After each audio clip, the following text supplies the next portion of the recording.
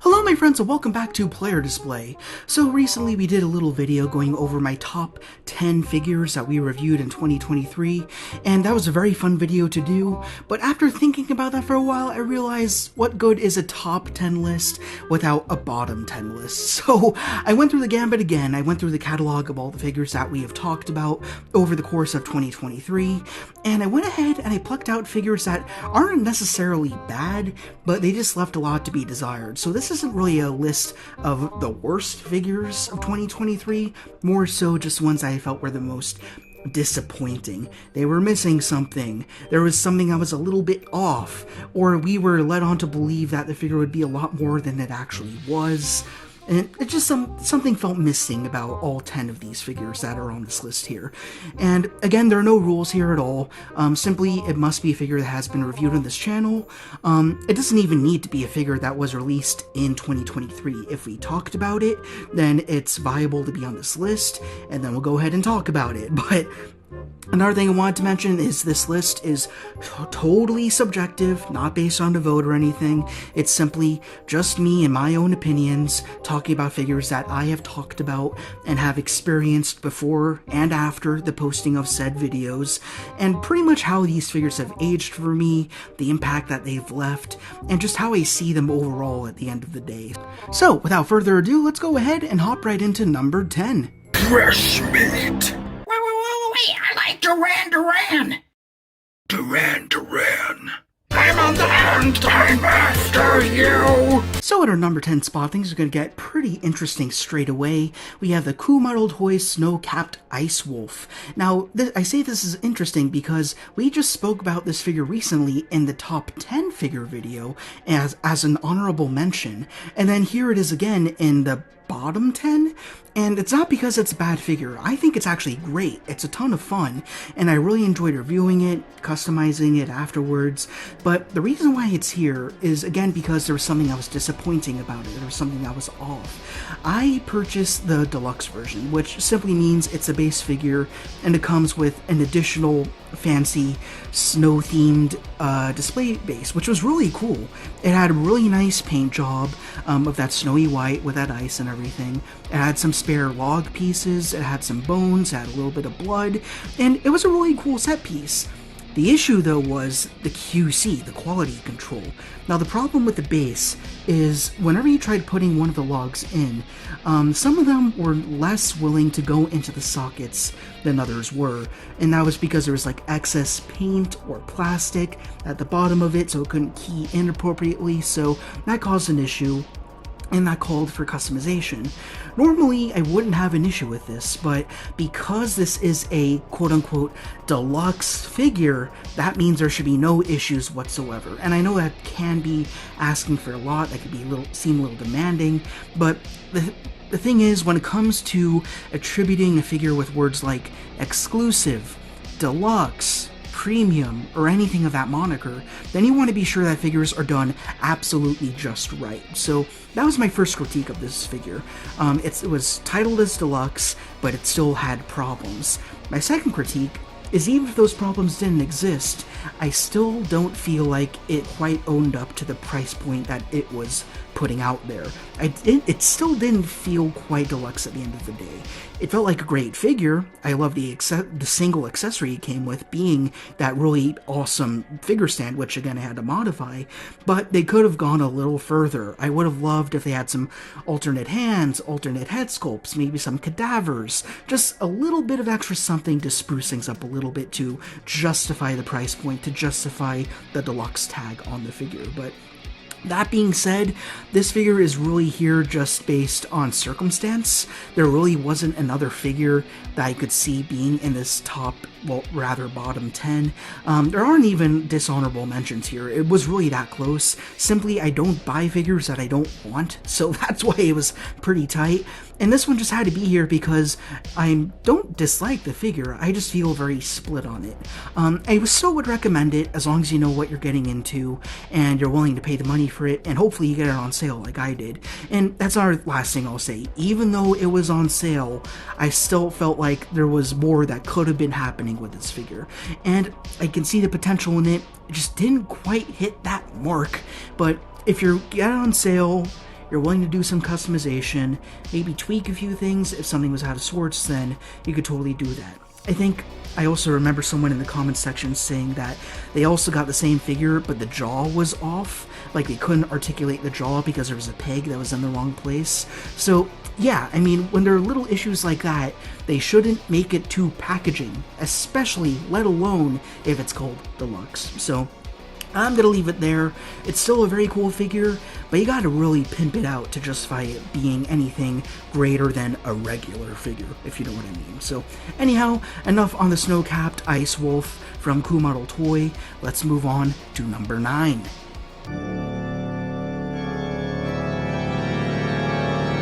You do Batman cosplay too?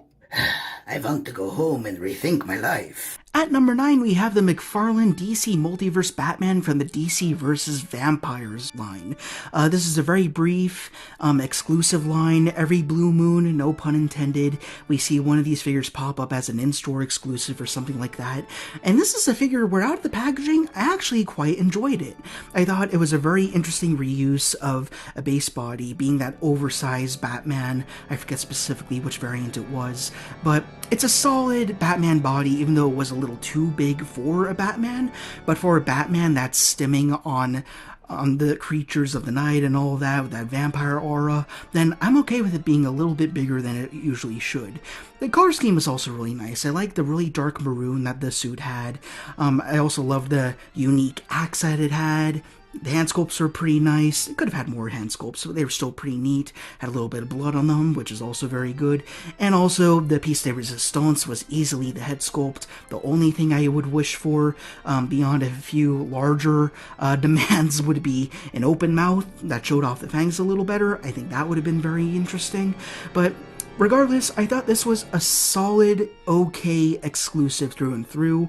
But really what it came down to is, we went ahead and did a customizer's journal where I dramatically improved the figure. I gave it wings, I gave it more blood, I gave it some chains and things of that nature. And I feel like if you're going to go in and customize a figure to the point where you feel like it's 10 times better than it originally was, and what it originally was a gold label exclusive, then that original figure should not have been an exclusive, should not have been a gold label. So it's kind of going back to what I was saying about the snow-capped Ice Wolf from Cool Model. It's a figure that is given a specific title that doesn't quite equate to what the figure actually is. There was nothing actually deluxe or special about the figure. Like, yeah, it's a vampirized Batman, which is kick-ass. It's not for everyone, but for those of you who want it, it's cool.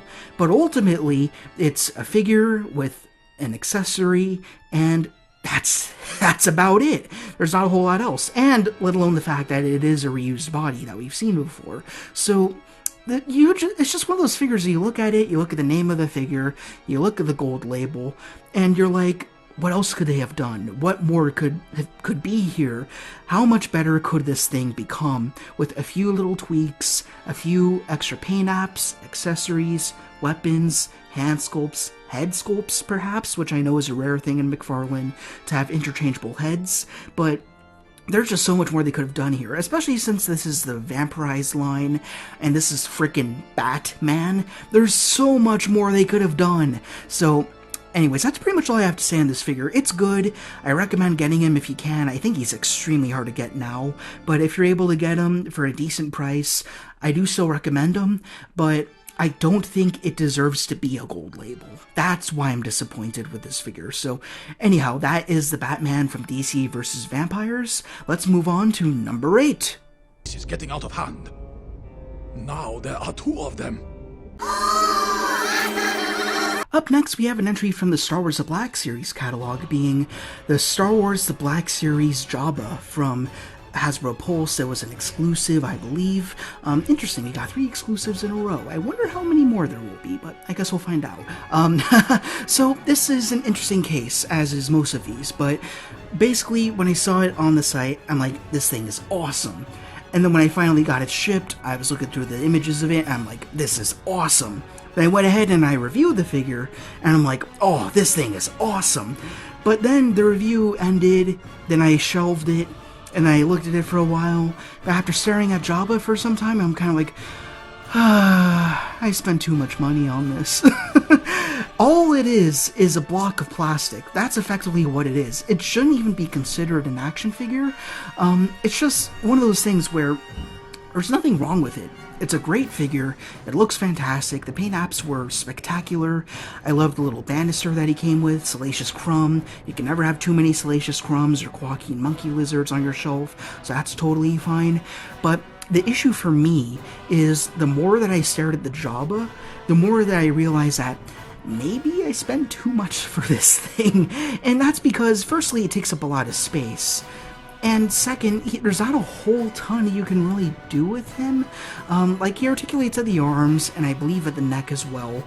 But that's about all. Like, the original Kenner version from 1983 had more points of articulation than this Jabba. And again, I said in that review that we did is it's okay that this Jabba doesn't have a ton of articulation because that allows the sculpt to be more consistent, and I'm fine with that. Again, nothing wrong with Jabba here. It's just I had like after the fact regret is the best way to put it. He costs too much. That's what I keep trying to say, and I've said it already. It's just he should have come with more. I don't think the size justified the price of this figure. I feel like they could have given him so much more. Like, I think the price would be justified if he not only came with the banister and with Salacious Crumb, but also if he came with a display base under him with a diorama in the back, which I think they did with one of the previous two releases of this very figure. But I guess that's another thing I could complain about with this figure that does grind my gears a bit. This is the third time that we're seeing this exact same Jabba. They had a standard release, then they had, I believe, a Comic-Con release, and that was the one with the backdrop. This is their third go-around, and the only real thing that spices this one up is the packaging that it comes with, which is like a Kenner tribute. And I will never complain about anything Kenner tribute, but ultimately when you open the box to see what's inside, especially when there's no window to see what's inside there to begin with, you should be getting more. Especially when, let me know if this sounds familiar, when it's an exclusive. I don't think this came with enough to justify it as an exclusive. It should have been a slightly priced more than normal deluxe release. And when I say deluxe, I'm talking like Black Chrysanthemum or Wrecker or one of those larger figures like Arazeb. I just feel like it should have been like in between deluxe and exclusive, but it wasn't quite there. It should have had a lot more. Jabba was perfect. I think he was fine. He just needed to have more stuff. And yeah, that's why I was disappointed at this figure. So yeah, that's really all I gotta say on it. I just feel like he should have had a few more accessories to come with him. Let me know in the comments what you think should have been done to spruce this release up just a little bit more. I mean, same can be said about the 3-pack Force Ghost exclusive that also came out around the same time. All three of those figures were great, but the price of the pack didn't quite justify it, which is why it showed up on BBTS later on. They probably had trouble selling it because it was just simply 3 figures, and that's it. And then here you just get a block of plastic, which you could argue is even less justifying the price point. So, yeah, I got a little regret getting him, but he is still cool. I recommend getting him if he's on sale, but that's not usually the case with a Jabba figure, so time will tell. It's still pretty recent at this point. But yeah, all that being said, let's move on to number 7.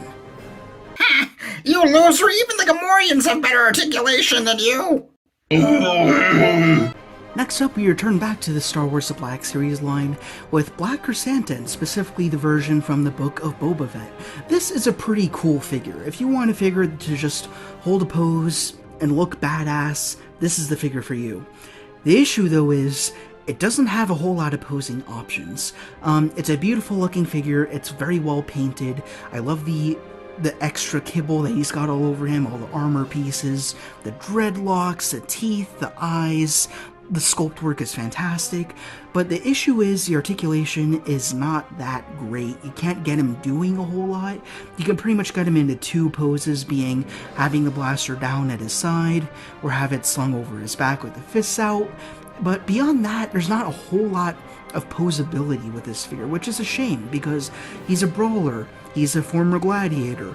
You'd hope that he'd be able to go more rough and tumble with your other figures, but because of the articulation, whenever I'm holding it, I'm like, it looks great, but it could be doing a little bit more. In fact, a lot more. Like, they've been doing a very good job at creating single-jointed elbows that go past the 90-degree mark, but this Wookiee only hits 90, and that's an even bigger shame when you remember that the previous Chrysanthemum we had before was on the typical standard Chewbacca body that we've seen like 5 or 6 times now, and after all that time, they haven't done anything to really fix that, to improve it.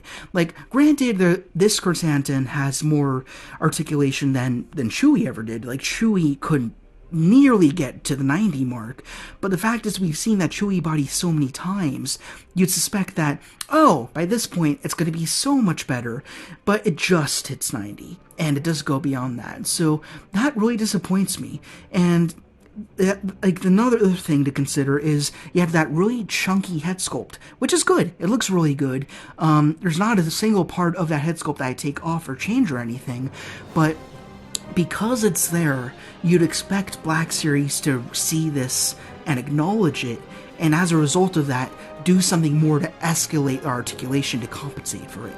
So, you got the dreadlocks in the way of the shoulders, give him butterflies. He's got really chunky elbows, create a deeper cut so he can move a little bit higher. Just little engineering tweaks that they could do. And other people might not mind the articulation part. Maybe they're okay with just having a figure that looks good, and that's fine for them. And personally, I understand that. If this is a figure where you don't plan on playing around with him much, you just want to display him and be done with it, this figure is basically perfect. He looks fantastic. It's just, there's not a whole lot you can do with him. He's kind of peg-warmery, and I hate saying that for a deluxe figure, which is a deluxe done right, I'd argue. I think he's got all the extra details I should have to be considered deluxe, but when you picture a gladiator Wookiee, he should be able to throw down a little bit more, so I just wish that he had better articulation, things could move around a little bit better in the neck and the elbows, perhaps in the legs as well. But aside from that, he still looks good, still recommend him. He's pretty accessible as well. So if you're still interested in this figure after this whole rant I went on, I don't think you're going to have an issue with him. I'd still recommend him. He's pretty damn cool. So I'm going to leave it at that. I won't roast this figure any further because really it is just the movement, and that's about it. So that's going to call it here for Black Chrysanthemum. Let's move on to number 6. Okay, everything's shaking. Strangely enough, we have another Star Wars Black Series figure to talk about, and interestingly enough, this is the 3rd review that we ever did on this channel. It's that old, but still my opinions on it still are as they stood before when we had that initial review. Even though the review was clunky, my opinions, I feel like, were on the nose on this one. This is the Star Wars The Black Series Grand Inquisitor as he appeared in the Obi-Wan Kenobi Disney Plus TV show. This figure is not terrible, but there are really only two issues that I had with it that kind of ruined the figure overall, and that was the lightsaber and the head sculpt, pretty simply put.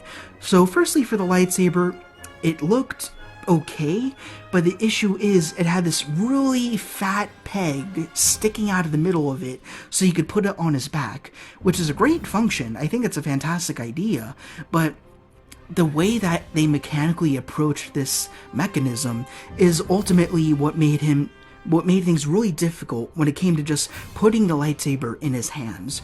Granted, he didn't use the lightsaber very often. He was more just dark and brooding, that type and all of that. But when a character has a lightsaber, they should be able to hold the lightsaber in any place, whether it be towards the top or the bottom of the hilt, or in the center of the hilt.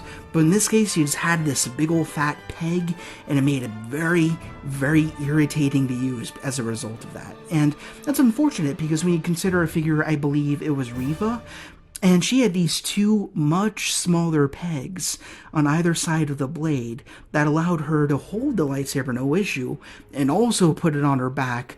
No, at her hip it was, without a problem. But even though it was on her hip instead of her back, there still should be no excuse as to why the lightsaber on the Grand Inquisitor was constructed so poorly. I feel like they could have moved the peg, shrunk it down, and then put it somewhere else, or had no peg at all and just had like a clip on the back for the saber so you could just pop it on the back and then have no issue there. So there are workarounds, that's what I'm trying to say. The second issue that I had with this figure was the head sculpt, and it wasn't just the fact that it didn't look anything like the character did in the show, but it was also the fact that the head sculpt was asymmetrical, which felt really weird. Let alone the fact that people had complaints that this looked nothing like the alien species as it was first introduced in Revenge of the Sith, where it had a much taller head, but then when you got to the show, the head was more humanoid-sized. That I could get past. When I was getting the figure, I'm like, okay, it's going to be a normal human-sized head. That's fine. But when you get the head sculpt, and it's not shaped like a human head, it seemed like he had some sort of disease or infection on the side of his head, where it was just like gouging out of one side and the other side was fine. It just seemed lopsided, it seemed messy, and it kind of hurt the overall silhouette of the figure as a result of that. So yeah, this is a figure where overall it's pretty good. Like, the body was fine, the cape was great, but then it just comes down to the two main things of a figure where you need it to be perfect, being the head and the accessory, and neither of them were accomplished to a T, and that's ultimately what hurt this figure for me. So that's all I got to say on Grand Inquisitor. Let's move on to number 5. Wanna be my best friend forever? Oh yeah, this is totally happening. I was being sarcastic. I was trying to threaten you. But you're too bouncy to be scary. Now let's move on to a figure that was kind of dead on arrival, for reasons that we'll talk about. This is the Mattel Panda Man from the Joker and Panda Man 2-pack that was made for the Suicide Squad movie, the original 2016 one. Now this is a figure that I was actually pretty excited about. I really loved the wackiness of that movie, even though it's not a great movie, but I love the Joker's goons. I thought they were designed in the most hilarious ways possible, and obviously Panda Man kind of took the cake on that one, and I've always wanted the figure of it, even though I knew it was Mattel.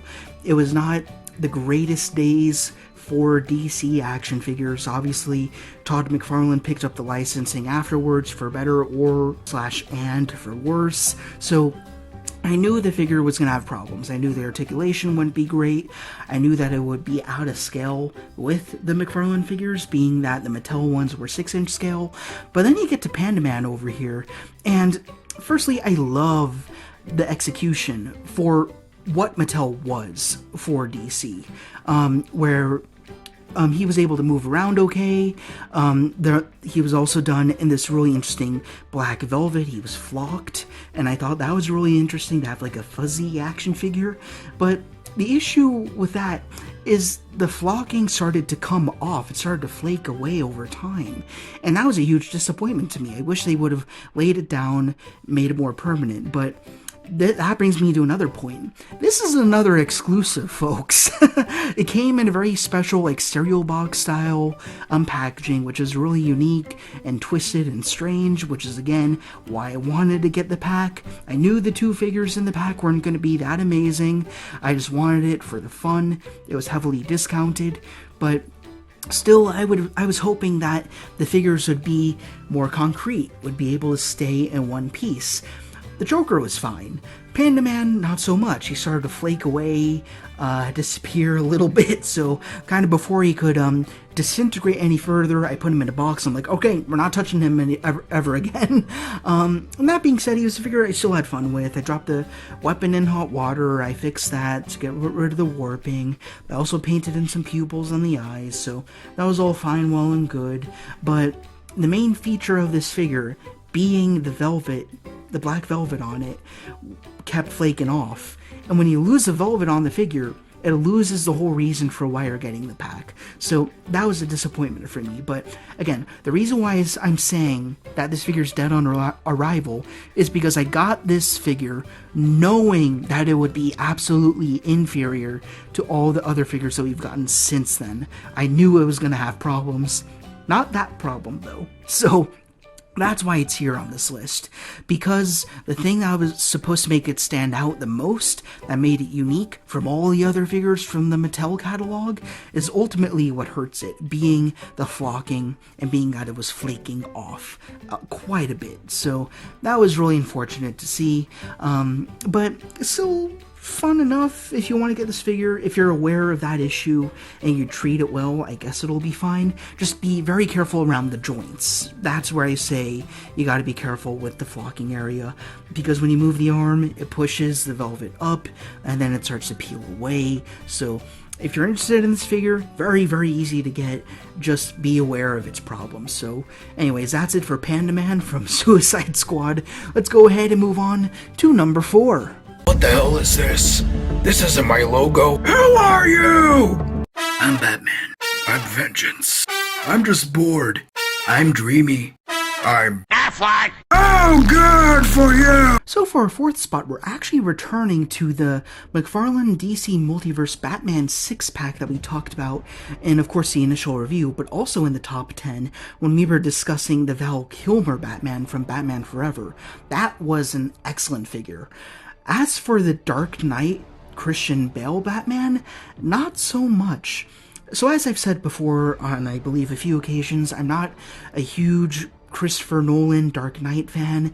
It's just not my cup of tea, which is okay. You know, everyone's got their own taste in Batman. But that being said, that's no excuse for this figure to be as poor as it was. Of course, because I'm not into Dark Knight, I haven't looked up a whole ton of reviews or product shots on the figure, so getting the 6-pack, I wasn't too sure what to expect from the Dark Knight figure. I figured, oh, it's going to be pretty good. It's a very popular iteration of the character, so it's going to be pretty screen accurate. It's going to have some good articulation and all that. It had some problems. First thing was the head sculpt. I felt like it was too wide. It looked absolutely nothing like Christian Bale whatsoever. I get it, we got a really big cowl and all that, but the mouth and the eyes looked absolutely nothing like him. I didn't like how the eyes were going upward, like they were looking up to the sky. I felt like that was really weird, especially when Batman is meant to be looking down on the city and brooding and everything, so even in that context, it just didn't make a whole lot of sense, unless you have him going up against a Tom Hardy Bane or something like that. But yeah, and then the rest of the body, it looked cool aesthetically, but in terms of the shapes and the forms, he had a weird curvy nature, which felt really, really awkward. It just didn't match the more masculine body structure that he should have had, and it made him look less intimidating. It made him look wispy almost. But because of the posture he had, it felt like he just wouldn't fit into the Nolanverse as much. He wouldn't be able to stand up against the villains that were introduced in those movies, so that felt really weird, the way that the figure was constructed. And also, he had no accessories, which kind of stank. I was hoping I'd be able to get a lot more excited for it, but really it was just came down to it being my least favorite figure of the 6 in the pack, so that was pretty unfortunate. But anyways, there you go, that's Dark Knight at spot number 4. Let's go ahead to number 3. It's time for the galaxy to see that we are the true leaders of Mandalore. Welcome to Death Watch!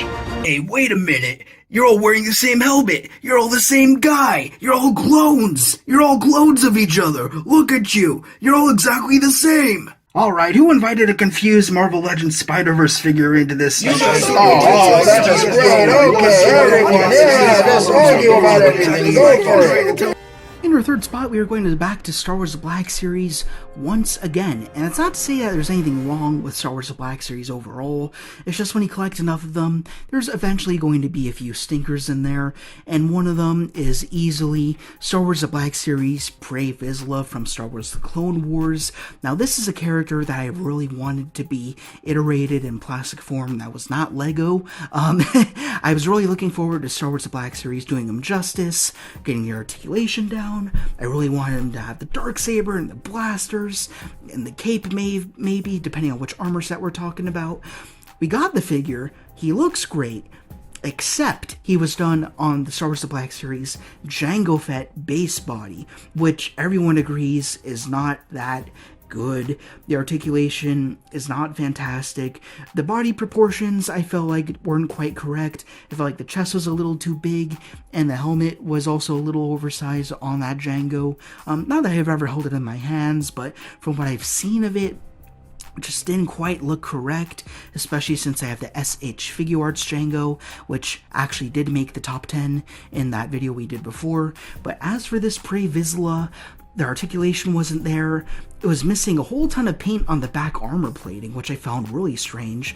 The jetpack was actually the highlight of this figure, and even then it had a clip where you were supposed to clip on the Darksaber, but the Darksaber didn't fit, so I found that very strange, especially since the jetpack was a uniquely sculpted piece for this figure, and then they're creating this clip mechanic, and you're figuring, oh, okay, so they'll modify it so it matches the already sculpted and seen before Darksaber, because we initially saw that with Moff Gideon. Now you're figuring here, oh, so they're going to have match up so it holds in place, but no, way too big, didn't hold it at all, just didn't make any sense. And even though it wasn't a big knock for me, I actually didn't mind it. A lot of people have issue with the head sculpt. Anyways, that's underneath the helmet. The helmet's fine, but the head sculpt, it doesn't look a whole ton like Pre Vizsla much at all, at least as he appeared at that stage within the show. For me, it feels like he could have looked like this at some point with that stubble and everything. But yeah, it doesn't look like his animated counterpart much at all, so that was kind of a letdown. There were just a lot of issues with this figure, and I think the biggest issue, which kind of culminates everything that was wrong with it into this one little detail, was the ankle articulation. The feet were very small. Again, it was Jango's original feet, and because of that, he couldn't stand up very well on his own to begin with. But then you've got the jetpack, you got the helmet, you got the Darksaber, which you want swooshing out in front of him and everything. With all those factors combined, on top, literally on top of those little tiny stubby feet, it's very hard to stand this guy up. You really have to hit the sweet spot, and by the time you get him there, you kind of lose that really nice pose that you wanted him to have to begin with. So it's just really hard to win with this figure. It's hard to force him to look good. It takes time. Again, at the end of that review, I kind of said I don't mind him too much, like he's okay, but again, it's a situation of what could have been. So Pre Vizsla, kind of a letdown for me, a huge letdown for a lot of other folks. He's still out there if you want him, but at the same time, I don't know, maybe we'll release a new one where he's on one of the better Mandalorian base bodies. Like, there was a Death Watch Mandalorian, which I think would have been perfectly poetic for him to be built on top of. I don't know why they didn't do that, but yeah, just a damn shame all the way around. A figure that could have been so much more. As he is, okay, but you know there was more out there that they could have used as a base body. They could have done more with the paint. They could have really ran with that Darksaber clipping onto the jetpack, but alas, they didn't do those things. So, really big shame, really big disappointment. But doesn't quite compare to the next two that we have on this list. So, let's go ahead and move on to numero dos. What are you? I'm 8-inch scale. In second place, with the antithesis of the silver medal, we have a figure which pretty much everyone unanimously has said is a poorly executed figure. This is the Beast Kingdom's Dynamic Action Heroes Batman, the 1989 Michael Keaton. Again, this is a case of a figure that looks great, but when you actually start to use the figure and move it around, you start to notice some glaring issues. One issue that a lot of people had with this figure, which I had no issue with at all, is the fact that he had no articulation in the neck or the torso. That's the way it's supposed to be. He can't move in those areas in the movies anyway, so I give those a pass. And that being said, that speaks to one of the strengths of this figure, being that it's very screen accurate. All the proportions are correct. It has a pretty okay likeness to Michael Keaton. One person in the comments said it looked more like Paul Giamatti, but to each their own, I guess. But yeah, the figure looks great. The issue, though, is firstly the articulation. It's all very hindered by the inner body glove. But the biggest point of concern with this figure is the fact that every time you move him, you feel like one of the pieces of armor is going to pop off, because you have a very solid piece of armor glued on to very latexy material. So when you move his arm or his leg or his waist in certain ways, you can almost see this glue residue peeking out from under the armor where it should be tacked down onto the bodysuit. So this is a figure where it's less so the look, it's less so the presentation, it's more so how the figure functions. And yeah, the execution about how they put the armor on, it's hard to say, because I don't know how what else they could have done to make it better. I think the only thing that they could have done is had, as tedious as it would be, is instead of the glue, have Velcro. So when you're moving the figure around, if an armor piece pops off, then at least you can go ahead and port it back on, reposition it a little bit. That'd be very irritating, but at least when the armor piece pops off, that doesn't mean the figure's broken. That just means that the figure is disassembled. Then you can reassemble it and have a little bit of fun with that. For me, I think that would have been perfect, but because they went with glue, it makes it very difficult to have this figure doing anything. And yeah, this is Michael Keaton's Batman. He's supposed to be very stoic. He's not supposed to be doing a whole ton. Like I said before, he's not supposed to be articulated in certain spots. It's a Tim Burton era of the movies where he's not doing a whole lot of acrobatic stuff. He's more walking around, just punching and stuff like that, and that's about it. But yeah, as an action figure though, it's in the word action. You want him to be doing more. And also, this is from a line called Dynamic Action Heroes. So you want to have the freedom to move him around without feeling like he's just going to fall apart in your hands. So that's really the big issue for this figure. But that being said, it comes with a lot of fun accessories. He still looks fantastic. If you want a mini Hot Toys, as I've heard some people call Dynamic Action Heroes as a line, then yeah, I still recommend him. Just be careful, because this guy, he's scary. I hate holding him. I hate feeling like he's going to fall apart. It's one of those things where you set it and forget it, leave it for 6 months, then you pick him up again later, pose him differently. But not the type of thing you want to be fiddling with too much, because those armor pads are going to fall right off. I can basically guarantee you that. So anyhow, that's it for the Beast Kingdom's Batman. Let's move on and conclude this list with number 1. And oh man, this one is a doozy. So let's get to it. Alright, so I'm not totally sure where to begin with this one, so I'm just going to go ahead and say what this number 1 pick is. This is the McFarlane DC Multiverse Todd McFarlane Store exclusive Superman in his Unchained Armor Patina Edition. This is another exclusive, and of all the figures we reviewed on this channel, this is the only figure that I got mad at. Like, it sincerely irritated me to the point where I regretted owning it. So let me roll back a little bit. All the 9 figures that we just discussed, they're all good. At very base level, they're good figures. There's ways to enjoy them. There's modifications that can be made to make them more enjoyable. None of them are lost causes. There's ways to have fun with all 9 figures. I could say the exact same thing about this Superman figure. As he stands, let's start there, it's a repaint. It's the 3rd release of this Superman in Unchained Armor. We've seen him in his standard, like, red, white, and silver release, I think it was. I mean, like, red, blue, and silver kind of color palette. We saw him again in this energized looking thing where he had these fluxes of electricity going through him and stuff like that, or superpower charging up, or whatever it was.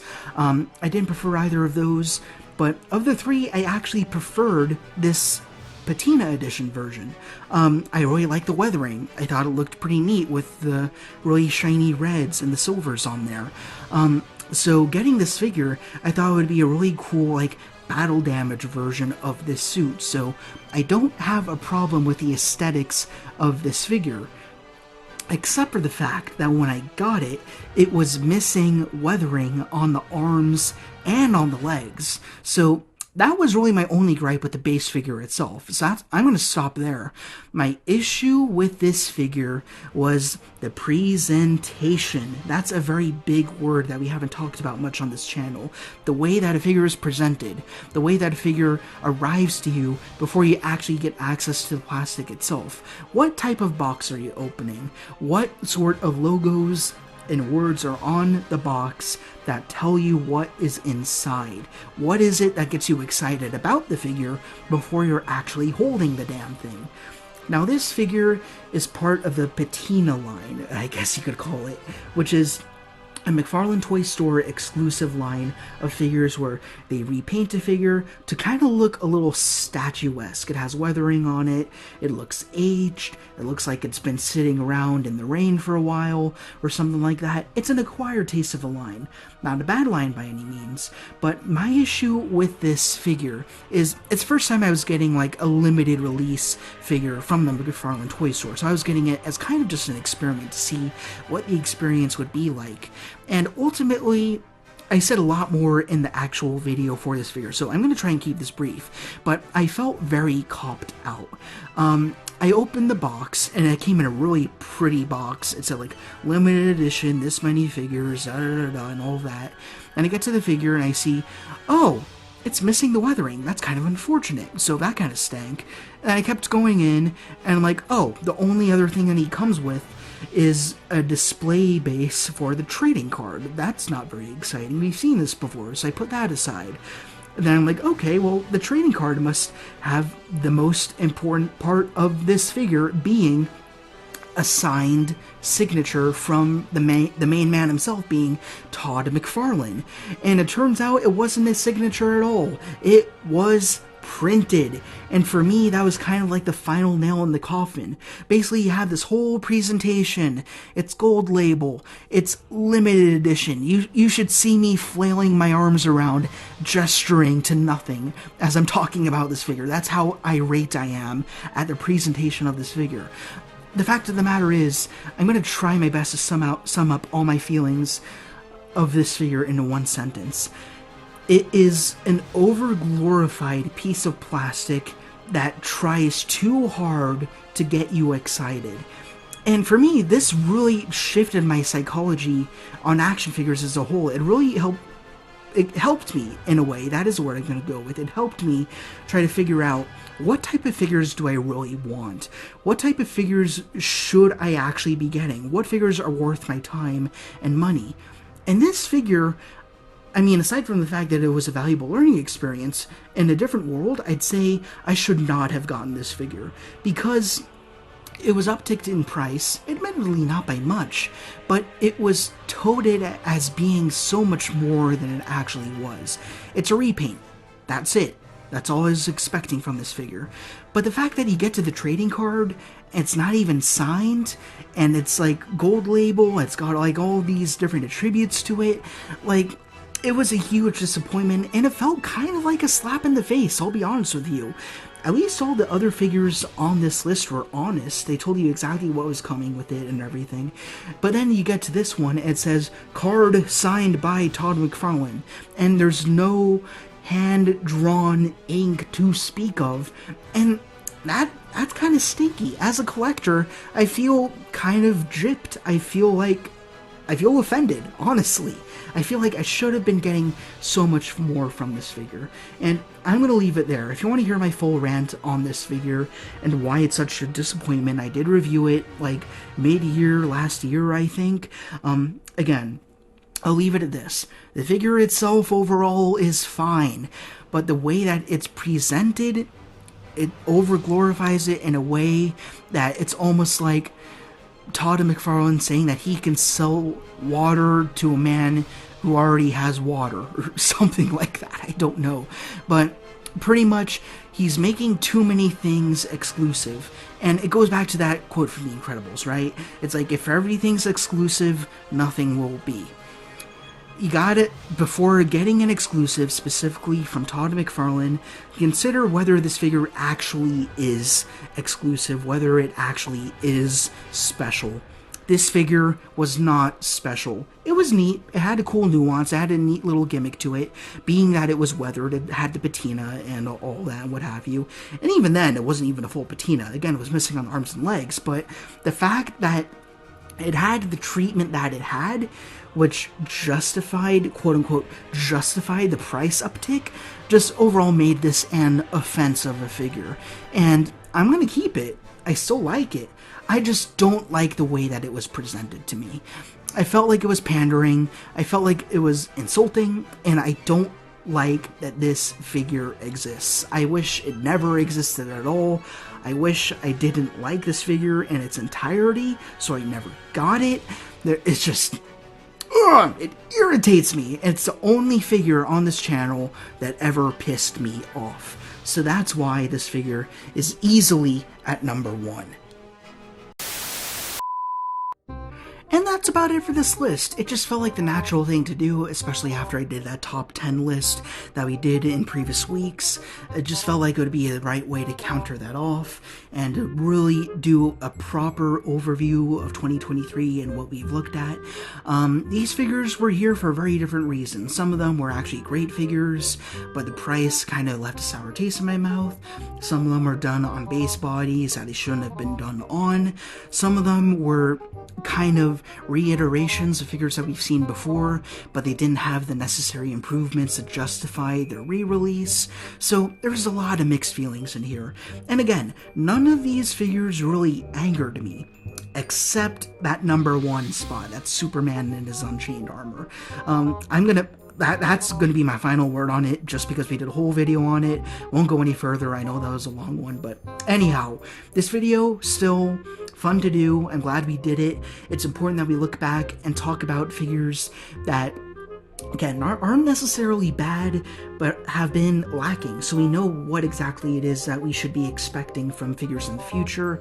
And yeah, like, especially with the exclusives, like, should we be getting exclusives at all? Like, are they justified as having gold labels or limited editions or anything of that nature, when it really is just a standard figure and it comes down to aesthetic preference and nothing more? Hard to say, but yeah, that's pretty much it for this list. Not a whole lot else to discuss. It is what it is. Again, totally subjective. If there's a figure on here that you absolutely love, that's great. I hope you go out and get it if you don't already have it, and have a gas of a time. Like, all of them have something good to them. It's just a matter of them having little things that drove me a little bit antsy, or maybe they were missing something that could have brought them over the edge to being one of the greats, and, you know, meeting the potential that it had. So yeah, I got nothing else to say. I'm pretty much out of gas here, so I'm going to leave it there. Let me know what you thought of this list, and also let me know if there are other figures I've reviewed that should have been here. I mean, again, it's a very subjective market. There are certain brands, certain characters, certain ways of articulating figures and presenting figures. Again, that word presentation comes in here. There are certain ways that these figures arrive to us and are presented to us that determine whether or not a figure is, to us, good or bad, worth our money, not worth our money, or a pass or a buy, yada yada, and all that. So that's all I have to say. Hope you enjoyed this. That's pretty much all I got here. So, there we are. Hope you enjoyed this video. And if you did, then please, as per usual, be sure to Like, comment, Ring the bell to be notified of our latest arrivals. And subscribe. This is the editor speaking, humbly reminding you to support the pod Patreon in the description to guarantee new content every single week. Thank you guys very much for watching. Rock on, and I will see you all later.